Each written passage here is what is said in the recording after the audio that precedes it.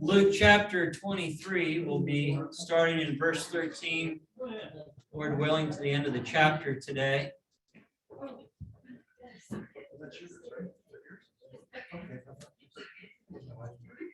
I'm not sure if you've ever had a sermon titled Double Murder before, but today is your first time if that's the case. And we'll get to the double murder title in just a little bit. First, we want to pick up from last week when Pilate, the Roman governor for Judea, sent Jesus to Herod, who was the rightful king of the region of Galilee, where Jesus was from. Again, Jesus is being accused of multiple things while in the city of Jerusalem. All the things are false accusations against him. And so Pilate defers to Herod, even though Pilate had full right to do whatever he wanted with Jesus, sent him to Herod, who was in town for the Passover. Herod was blushed with Pilate's show of submission to him, even though he didn't have to do that. Those two became best friends, and without rendering any decision or judgment on Jesus, said, I'm going to send him back to Pilate so Pilate can figure out what he wants to do with Jesus. So if you have your Bibles, Luke chapter 23, verse 13, we'll pick up at this point. It says, And Pilate, when he had called together the chief priests and the rulers of the people, he said unto them, Ye have brought this man unto me, as one that perverteth the people. That was one of the things, sedition.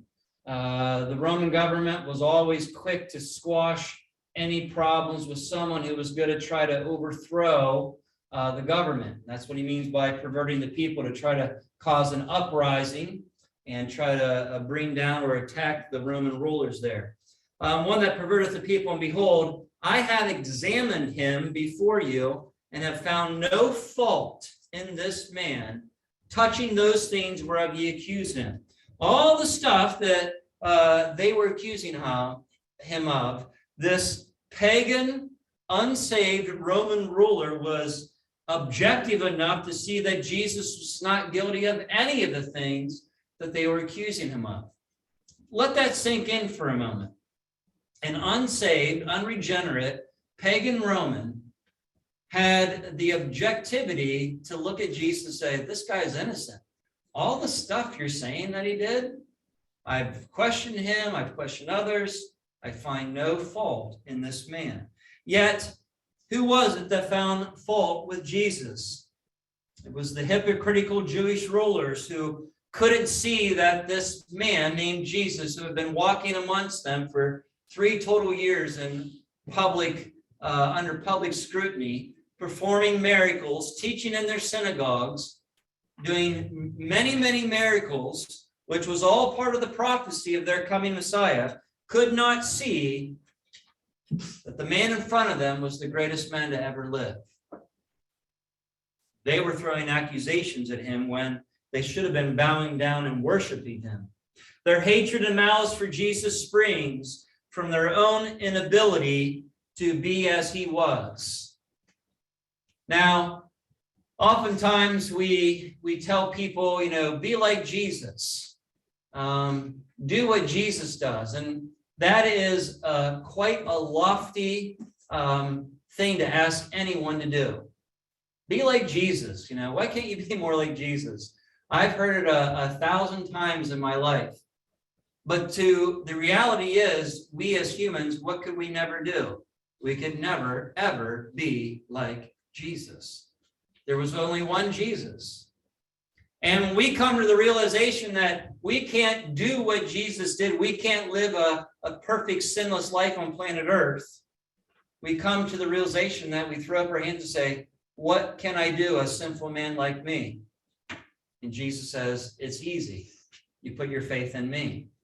You put your faith in the one who could live a sinless, perfect life on planet Earth, and you get forgiveness of all of your sins forevermore. And you get eternal life. He made it really easy for us.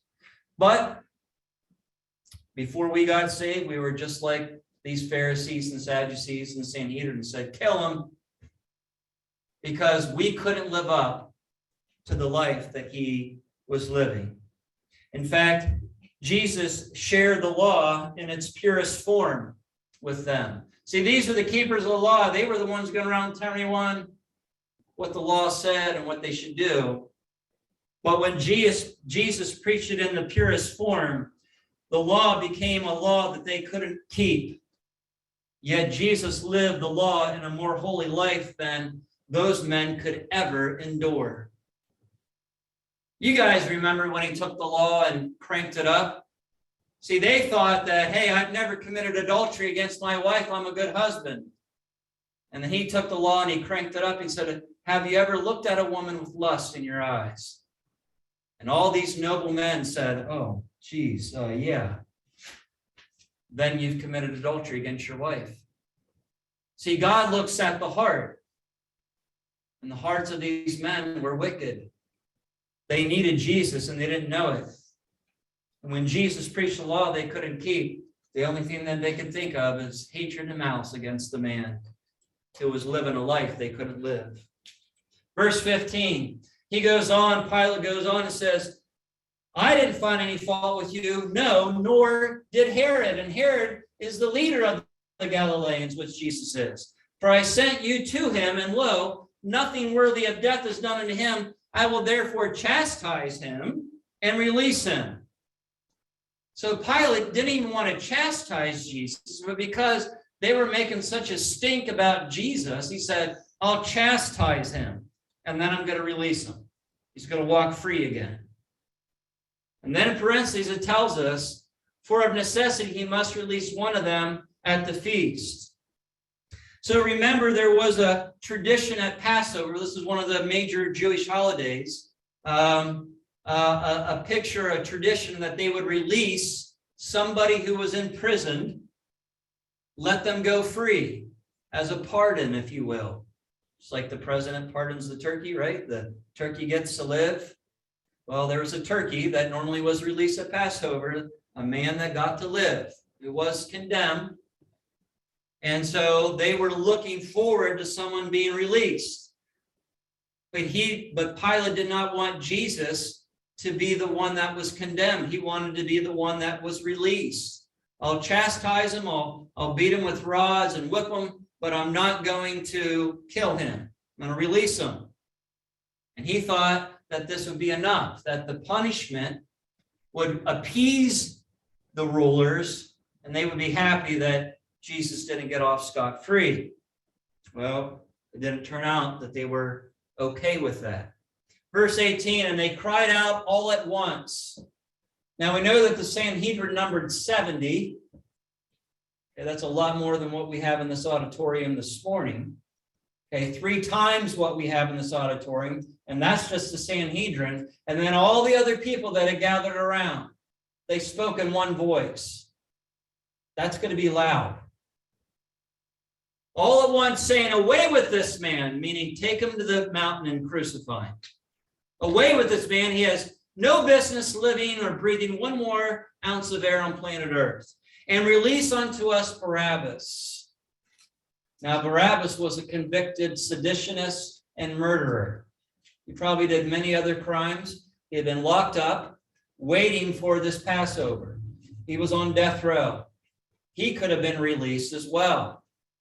Pilate wanted Jesus to be the one that was pardoned, and Barabbas crucified for all the things he had done. Pilate, therefore, willing to release Jesus, spake again to them, but they cried, saying, shouting, crucify him, crucify him. Pilate, an objective Roman who he had probably seen so many killings, so many capital punishments, it didn't bother him at all. Yet here he is trying to spare Jesus his life. Meanwhile, this obnoxious crowd crying, crucify him, crucify him.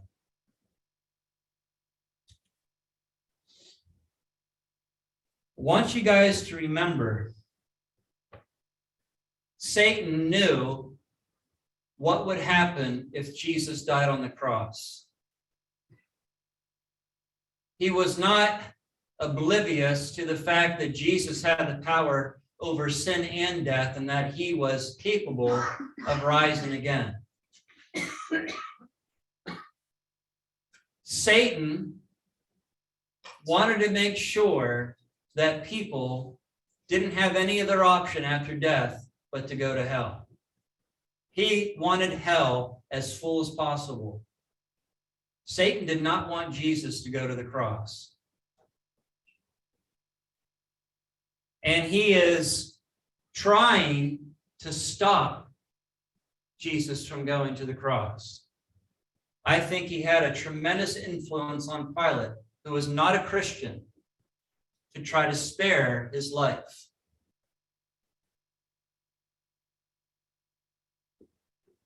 Hence, what we read here. Let's read on.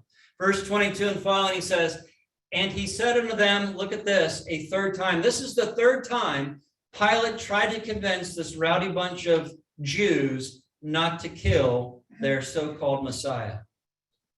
Why? What evil hath he done? He asked them a question.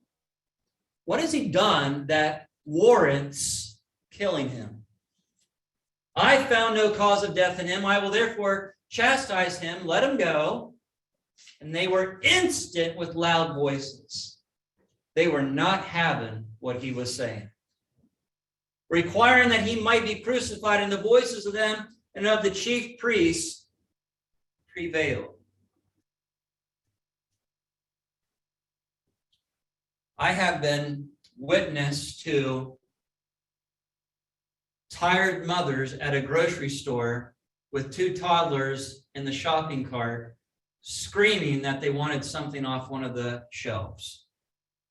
I don't know if you've ever seen this play out in front of you before, but those two little toddlers with their loud voices crying incessantly that they want something that they saw as they were being pushed around the store, cry out in such a loud voice that their voices prevail against whoever it is pushing the cart. Okay, if you be quiet, I'll give it to you. The deal was sealed. This happened to Pilate, the chief priest, and this crowd of people, probably numbering over 100. He's like, and he could have told his guards in 2 seconds to usher these people out of the hall. He did not do that. He said, all right, I don't want to deal with this. I'll let them do what they want to do. Even though he tried 3 times to say he's not worthy of death, but they prevailed. I want you to know that like Pilate did, and he had a lot of people trying to convince him that this wasn't appropriate, that religious figures, so-called religious figures, can get very loud and obnoxious. And it's not always the right thing to do. Verse 24, and Pilate gave sentence that it should be as they required, i.e., death penalty for Jesus. And he released unto them him that for sedition and murder was cast into prison, that is Barabbas, the real criminal, whom they had desired, but he delivered Jesus to their will. Pilate caved, gave them Jesus, and released Barabbas. Verse 26, and as they led him away, they laid hold upon one Simon, a Cyrenian, coming out of the country, and on him they laid the cross that he might bear it after Jesus. So understand, you read in the other Gospels, Jesus has already been beaten, whipped, crown upon his head, scarlet robe wrapped around him. They said he was whipped so bad the flesh was hanging off him like strings.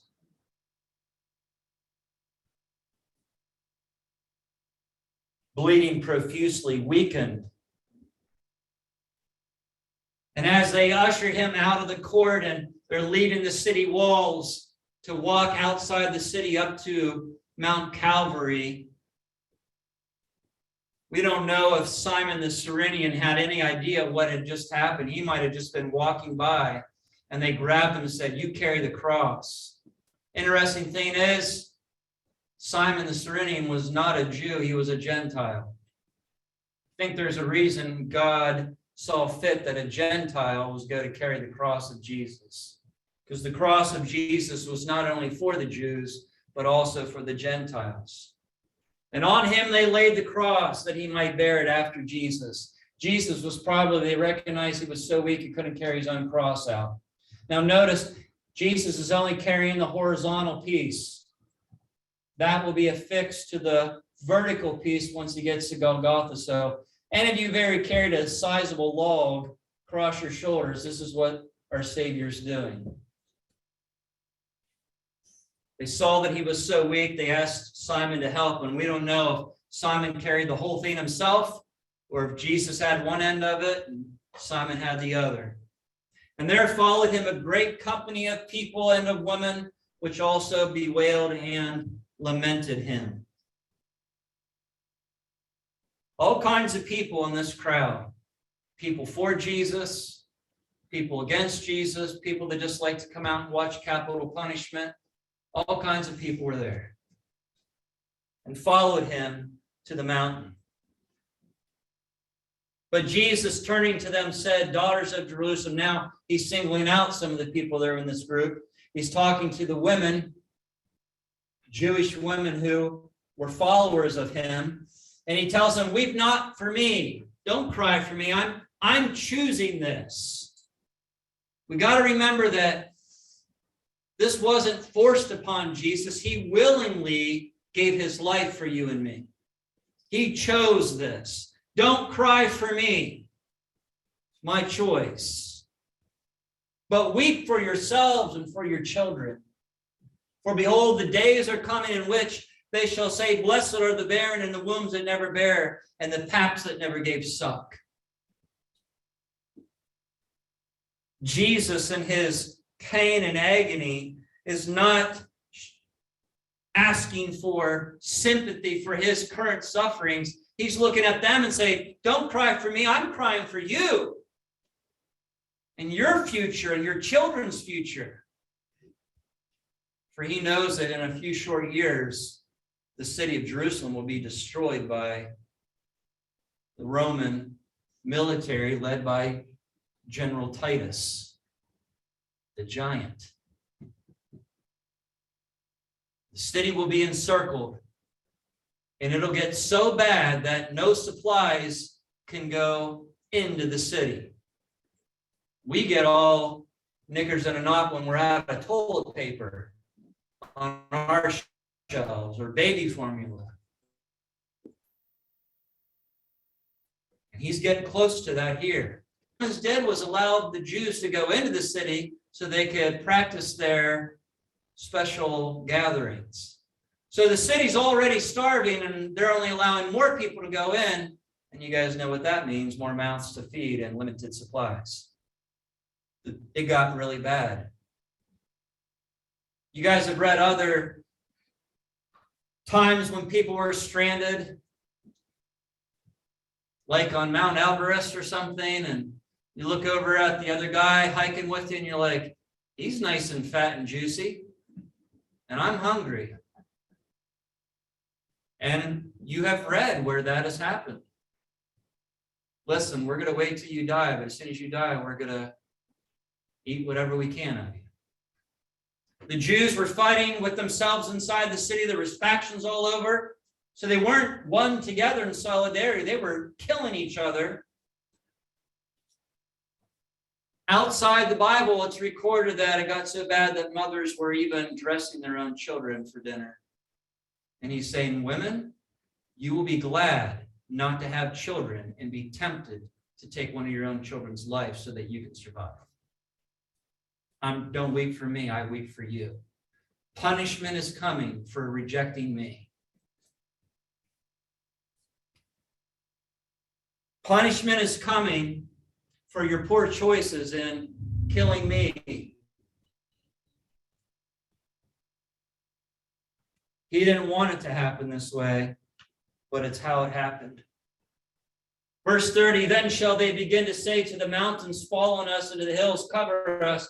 For if they do these things in a green tree, what shall be done in the dry?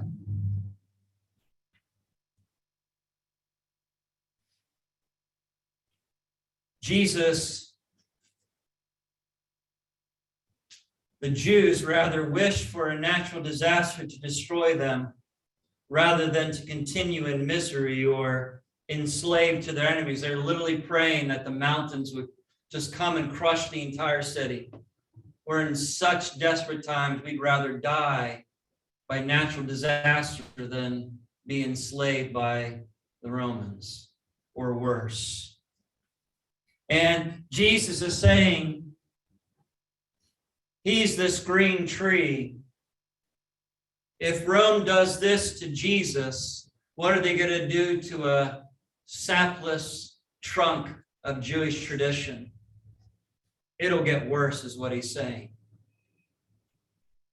And he's trying to warn them. He still has love and compassion for the very people that are going to nail him to a tree in just a few moments. Then shall they begin to say to the mountains, and I read that, verse 32, and there shall also 2 other malefactors led with him to be put to death.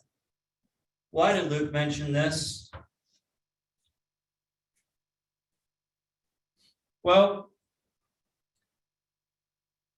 everywhere we go, we see 3 crosses on the side of the highway. You get down south, you see it a lot more. 1 cross for Jesus in the middle, 2 thieves on either side of him. That's why you see 3 crosses. It's a picture of what happened when Jesus was crucified. They took Jesus to this mountain to shame him. The lowest of people of society were crucified. That was reserved for the basest of men.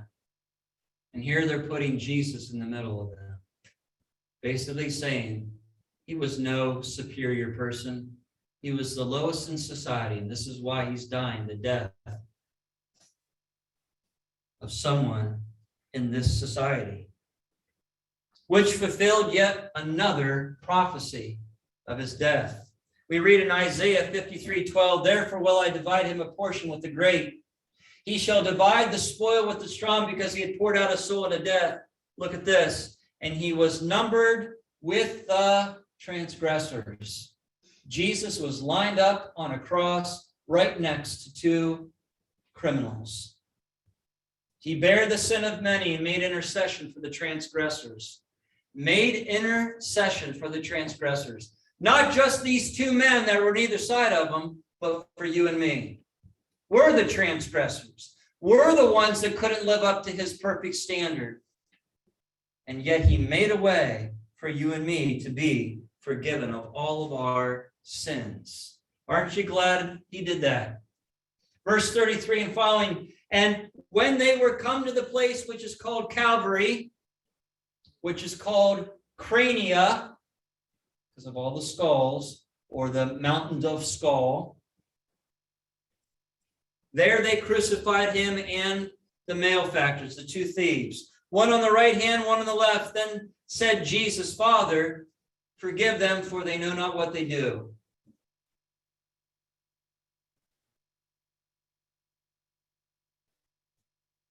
I don't know what you would say with your last breath, but would it be to ask your heavenly Father, and he was still showing that he was in submission to his Father by even beginning it, Father, forgive them, for they know not what they do. And there were people, there were soldiers there that day who did not know who they were crucified. Hey, the court says these guys are, do the death penalty. I'm just here to pull the lever. I'm just doing my job. They literally didn't know who they were crucifying. Jesus wasn't saying a false statement. Forgive them, for they know not what they do. Just doing my job. I'm the nail guy. I put the nails in. I'm the guy that pulls the ropes and lifts them up and sticks them in the ground. That's my job. I don't know who this is. What's his name again? Just doing my job. My shift's almost over. They didn't know, and God's asking his Father to forgive them. And then it says they cast lots, parted his raiment and cast lots. Who wants this of Jesus? Who wants that of Jesus? And they rolled the dice and somebody got to take home a trinket, which fulfilled another prophecy that you can read in Psalms 22:18. Verse 35, and people stood beholding him. And the rulers also with them derided him, saying, he saved others, let him save himself, if he be the Christ, the chosen of God. He's already nailed to the cross, bleeding profusely, completely weakened, and they're still shouting insults at him. And the soldiers also mocked him, coming to him and offering him vinegar.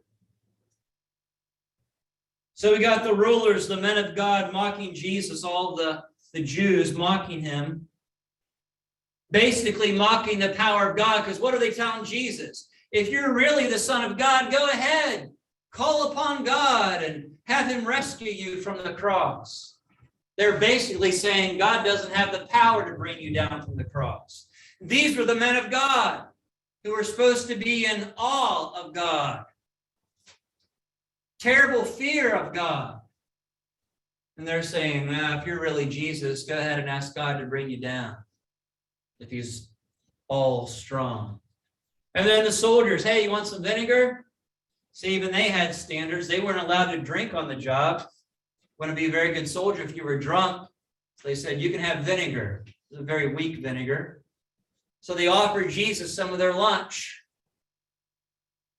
Verse 37, and saying, if thou be the king of the Jews, save thyself. And a superscription, that is a sign, an actual wooden sign, also was written over him in letters of Greek, Latin, and Hebrew. And what did it say on that sign? This is the King of the Jews. It was Roman tradition to write on the sign what the person was being killed for. What was their crime? And that was nailed above their head so everyone that went to the mountain could see, all right, I got to remember, don't do that. What was Jesus's crime that was placed above his head? The King of the Jews. You guys know who wrote that sign and who ordered it to be made? Pilate, the unsaved Roman.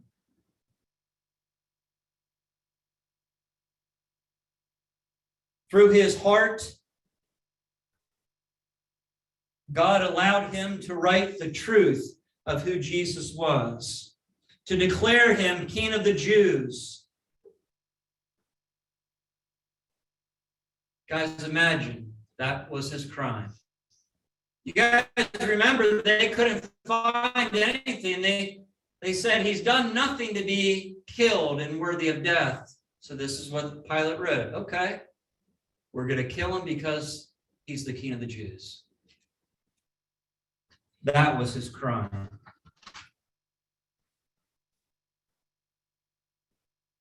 Verse 39, and one of the malefactors which were hanged railed on him, saying, if thou be Christ, save thyself and us. If you're some tough supernatural person, save yourself and save us too. Get us off these crosses.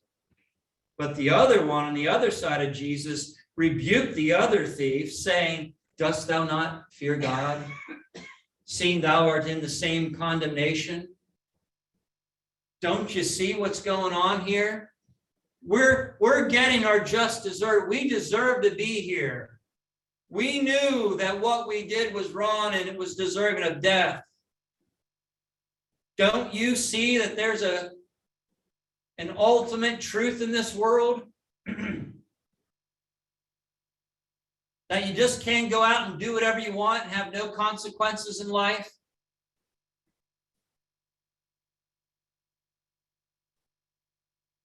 That thief continues his talk to the other thief. And we indeed justly, for we receive our due reward for our deeds. And then he notions to Jesus, but this man has done nothing wrong. And he said unto Jesus, Lord. Did you guys see that title? That thief had a little wake-up call on the cross. He called Jesus his Lord. He knew who was hanging next to him. Lord, remember me when thou comest into thy kingdom. Don't forget me. Don't forget me. Verse 43, and Jesus said unto him, Truly I say unto thee, today shalt thou be with me in paradise. There's a lot of Christians or a lot of teachers who tell somebody, if you really want to be a Christian, you got to do, and they name off a whole bunch of things. And here we see a perfect picture of what salvation really is.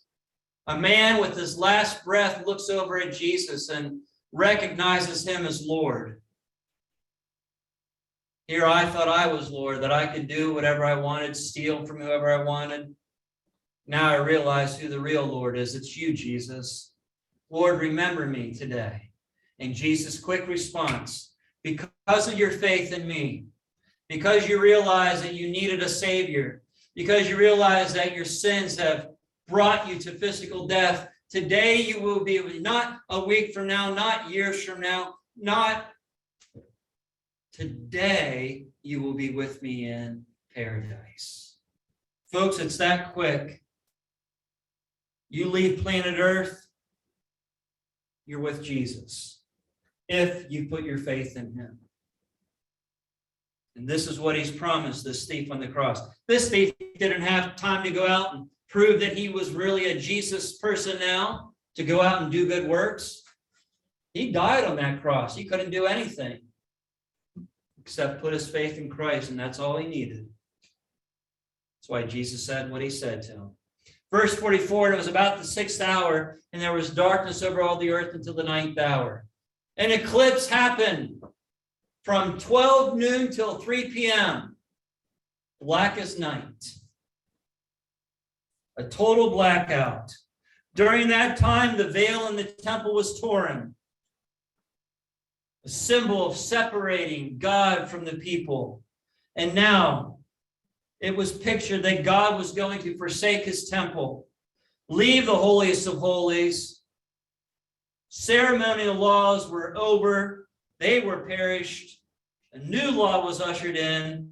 The Jew and Gentiles now were one.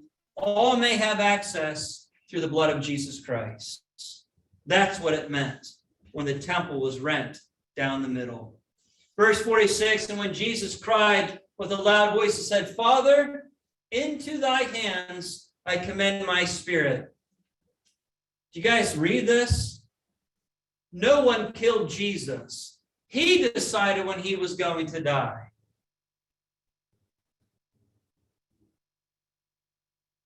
He decided when he breathed his last breath. Father, into thy hands I commend my spirit. Having said this, he gave up the ghost. Now when the centurion, that's the Roman soldier, saw what was done, he glorified God, saying, certainly this was a righteous man. Do you guys realize what happened in those 3 hours of blackness? Tremendous earthquake. Things fell. Dead people rose and walked around. It was a Freaky Friday movie for sure. In real life, not made up Hollywood stuff. Your dead relatives were walking around the city, talking to you. Not normal. The centurion knew it. He's like, this guy was for real. He was a righteous man. The Jews recognized it as well.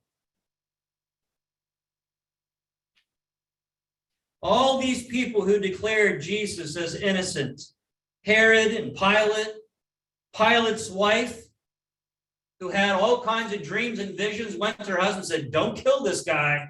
He's righteous. In her visions, he was righteous. Judas Iscariot, the very man who we read last week, who gave up Jesus for 30 pieces of silver and betrayed him, declared upon his bed of suicide, he's a righteous man. The thief on the cross, he's innocent. And now the centurion at the foot of the cross, also declaring him a righteous man. The only people to declare him unrighteous, the Pharisees and chief priests who condemned him. Verse 48, and all the people that came together to that sight, beholding the things which were done, earthquakes, darkness, zombies walking around, smote their breasts and returned to their homes. We got to get out of here. We got to go to a safe place. Let's go back to our house, lock all the doors. This is beyond crazy what they're experiencing. They wanted to go back, ponder the things, and all his acquaintance and the women that followed him from Galilee stood afar off, beholding all of these things. These people were afraid of what their future judgment would be. Your temple crumbled, earthquakes happened, dead people who you hadn't seen for you walking around saying hello to you. Something's not right. We messed up. Verse 50, and behold, there was a man named Joseph, a counselor, and he was a good man and he was just.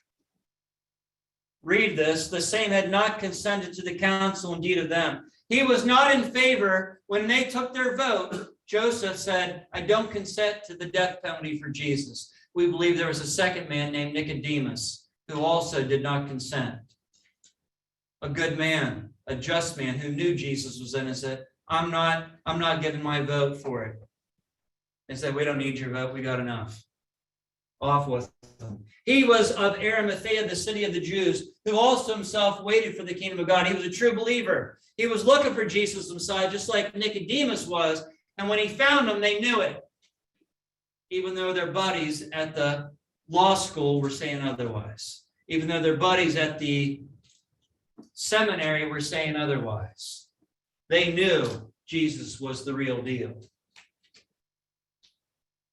Verse 52 and following, this man went unto Pilate, that is Joseph of Arimathea, and begged for the body of Jesus. Do you guys know what they did with common thieves' bodies after they died on the cross? They took them down and they chucked them over the hillside for the birds and the wild beasts to eat them up. There was no solemn casket, people walking around in nice clothes, $10,000, $15,000, $25,000 funerals. They chucked the body over the hillside for whatever it to be done. Joseph said, I can't let Jesus' body be treated in this way. He begged Pilate, can I put him in my own personal tomb, hewing out on the side of a mountain where no other person has been there before? There was no other bodies in the tomb. Mostly caves had multiple bodies. It was like a mausoleum. All the family was together, right? Grandpa was in the bottom vault. Grandma, you were going to get one of the vaults. The whole family's together after death. Isn't it wonderful? He says, I'm going to put him in a tomb with no other body, so that if he rose again, they couldn't say it was someone else's body in there. Jesus was the only one. He was the only one that was going to be placed in this tomb. And Joseph was offering up a very expensive tomb. Not a lot of people got to have a nice tomb like this. And that day was the preparation, and the Sabbath drew on. Guys, got to remember, this is all happening around one of their most holiest days of Passover. All the traditions and the big meals and the feasts were all still happening. Meanwhile, they were crucifying Jesus. And the women also, which came with him from Galilee, followed after and beheld the sepulchre and how his body was laid. They saw it. They saw it.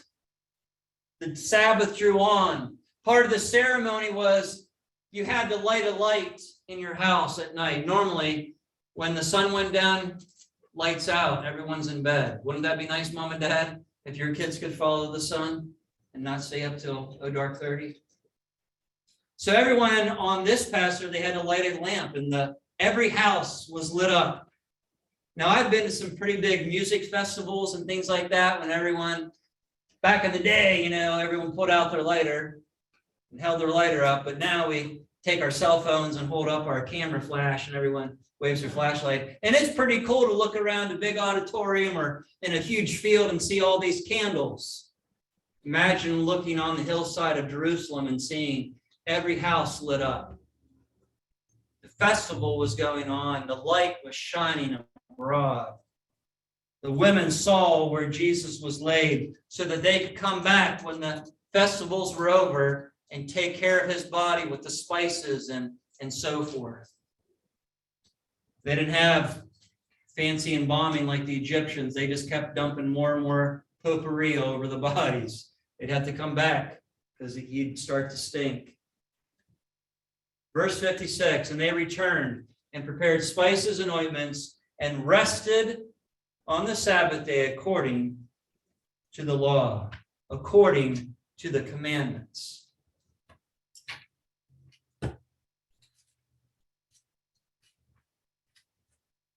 I titled today's sermon, Double Murder. You're like, where's this going?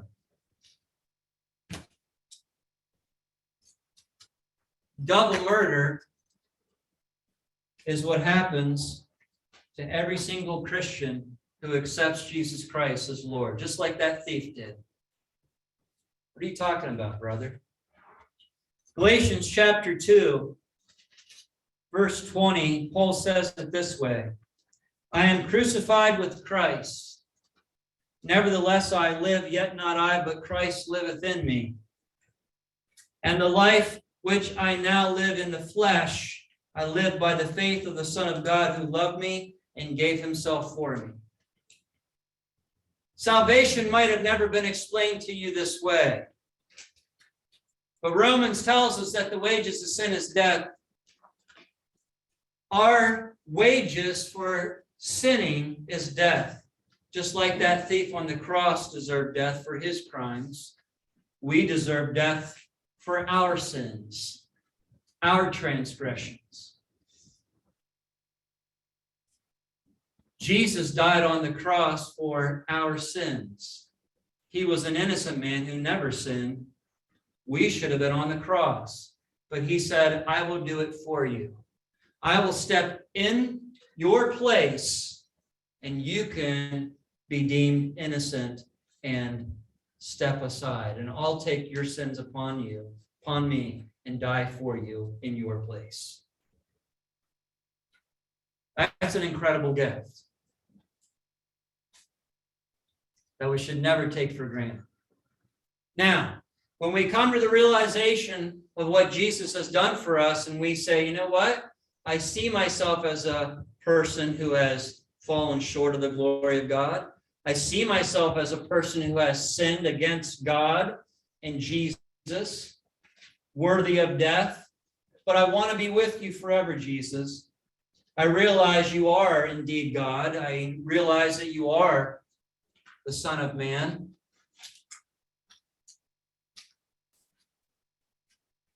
I ask you into my heart.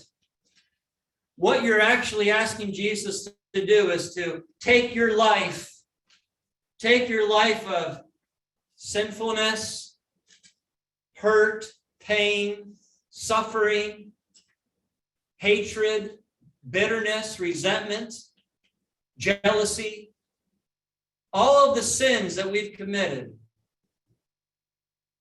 You're giving your life to Jesus, and he's giving you his life in return.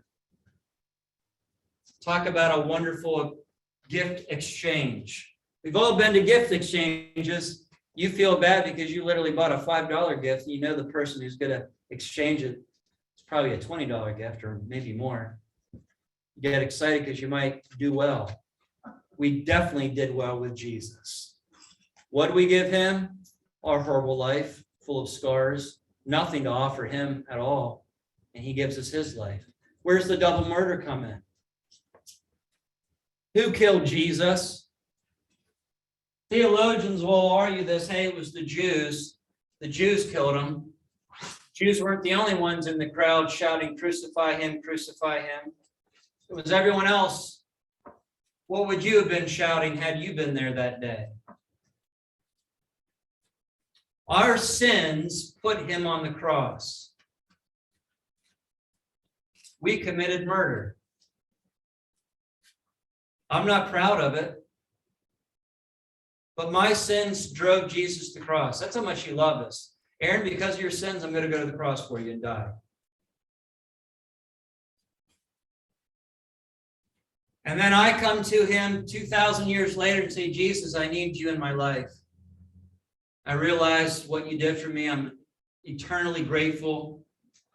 I want you to come and live inside of me. Jesus says, okay, I will do that, Aaron, but there's one thing I need you to do. I need you to get up on that cross with me and die. Excuse me? What did you say? I want you, Aaron, to get up on that cross with me and die. See, here I thought as a young person that I had so much to offer Jesus. Jesus, don't you see what you're getting? You're quite the catch here. Jesus says, before I can do anything with you, Aaron, I have to kill you off. I have to eradicate everything that makes you who you are today and wipe you completely clean and start over from scratch. That's where the double murder comes in. We killed Jesus, and then we willingly allow him to kill us. And together, we died on that cross, buried in the ground. And in 2 weeks, we're going to read in Luke how Jesus rose from the grave. We too rose with him, starting a brand new life. He didn't fix up your life. He didn't fix the rust spots and give you a new paint job. There's no bondo in a Christian, if you know what I mean. He starts brand new. You are a new person in him. But he can't do that until he kills you as well. It's a spiritual death, and it's a spiritual rebirth. That's what Nicodemus couldn't understand when he came to him at night. Jesus, what must I do to enter the kingdom of heaven? Nicodemus, you have to be born again. Nicodemus, wise man, scratching his head. I'm a grown man. How can I crawl back into my mother's womb and be born again? He goes, aha, it's not a physical birth. It's a spiritual rebirth. And that only happens when you die. You're brought back to life and newness of his life in you. Now, I'm not asking you when you go to another job interview and they ask you, have you ever been convicted of any crimes? You're like, yeah, I killed somebody one day. Don't say that. That'll really freak them out. You probably won't get the job. But it's a great theological discussion of truth. I did kill somebody. His name was Jesus. But you know what? He killed me. And together with his power, he brought me back to life. And I've never been the same since. Let's rise together and pray. We'll close in a hymn. Gracious God, thank you for dying on the cross, Lord. There